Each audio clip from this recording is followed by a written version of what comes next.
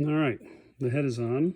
You got the valves set, or not set, but the valves are on there, and the head, you know what I'm trying to say. Anyway, went to go ahead and put in some cam tensioner pieces. This is a new one I bought here, the rear one. The front one, there's a little bit of cracking on it. I think I just ordered another one. And then also what I ran into is I bought, I'll show you here.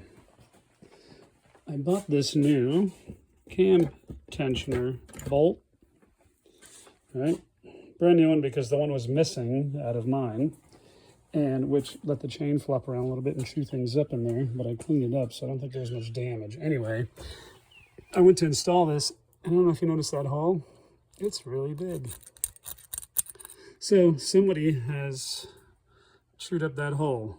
Now, I can either get a bushing or helicoil and do it that way, or what I ordered was, there's a new bolt that you put in here, basically the same thing, but what it does is it screws into here, then there's a lock nut on it just like this. It'll screw in, you tighten the top bolt, it puts tension on the spring that's in there, and then you can just leave the bolt that's in here, which I'll have to get and tap a hole, and maybe do a little helicoil just as a plug. But if you look inside there, you can see the top of the spring. So that's the rod that holds the spring, which puts tension on this guy down here, which in turn puts tension on this, which forces the chain into the center of the motor. So all that being said, this part is on the way. This plug I have to figure out. I have to get a helicoil and fix that.